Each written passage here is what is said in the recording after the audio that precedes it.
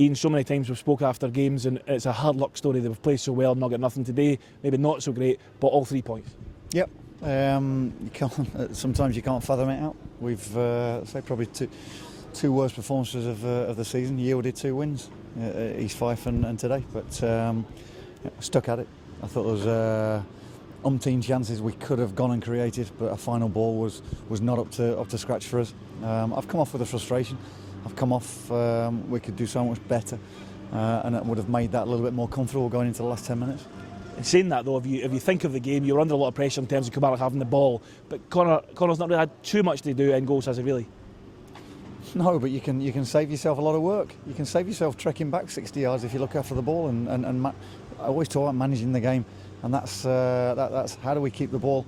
When do you release it? When can you increase the tempo? And we've got to manage the game a lot better. How much did fatigue play a part in that? Because remember, it was 120 minutes at East Fife on Tuesday.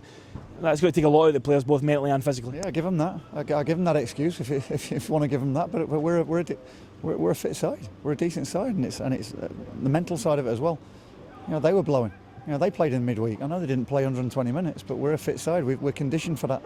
And you can kill teams off by passing the ball better, 1 and 2 touch, just moving it, keeping them on the run all the time. How pleased are you at Loup though? 3rd goal in a week. You must be delighted that your striker's scoring goals. Yeah, really pleased. He's a goal scorer, and I knew what I was bringing to the club. And again, he has put an absolute shift in. And you know, after 60 minutes, 65 minutes, I tell him, give us everything. Don't save it for the 90th minute. So give us everything. If you blow up, we've got impact from the bench, and he did that. He gave us that, and he stepped up for the penalty and put it away coolly. I'd like to single out players, but Dom Thomas, he come on and had such an impact on Tuesday. You started him today. It was a big reward for him, and he didn't let you down. I thought he played really well throughout.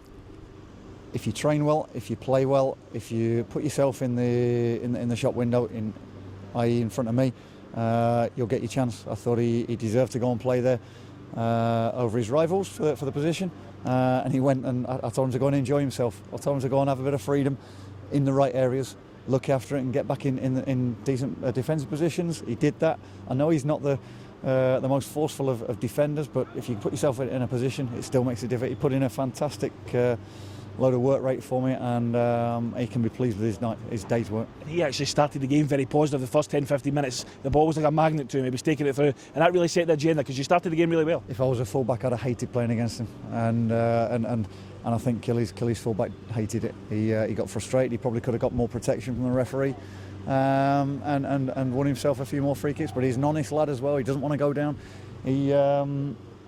It was a real bright spot today. Could be pleased with that. But he's got to then now take that from game to game. He's got to get consistency in his game, and we know he's got a future. And last of the individual shouts, Kieran Kennedy at the back is his first ever league game in senior football, man of the match from the sponsors today. You must be really pleased with how he's done both at East Fife and again today. Again, I felt it was right to bring him in the team for East Fife, and because he did so well against East Fife, I thought it was right to start him alongside Steve McManus today. A big week for him. You know, again, I think back to my debut. I couldn't have lasted 120 minutes like he did at East Fife, and then I probably couldn't have put a performance like that in when I was his age there. So credit to him. He's worked hard, and again, we have to use this international break now wisely to get them all ready again. Tell them to get away from football for a couple of days now. Forget football, and we come back in next week and we prepare right for Keith Ladsley's testimonial and make sure that's done properly. We'll be obviously doing certain tests on as well. It gives us a time to do testing, see where we are, and then we go again for some big games coming up. You said to the press after the game against St Johnstone the next 2 were must-wins. You've done that, you've achieved that. Is the key now to try and build on that, even though maybe the performances in both those games haven't been spectacular? You know, maybe I'm a bit hard to please at times, but it's like you say, at the very start of this, I was delighted with the way we played in other games and not got anything for it. Frustrated at the last 2 performances and got 2 wins. Let's hope I'm frustrated a fair bit in the coming weeks. Sometimes though wins can just give you that little kick that you need. It's maybe not often a great performance that you need, but just wins, and then the players start to believe, and then the run of fixtures coming up. Hopefully, if you can continue that, it's a chance to build. Yeah, definitely. I've always said winning games of football breeds confidence, hopefully, and getting themselves into positions where you can win games. We have to learn to win them a little bit more comfortably when you've gone on top there.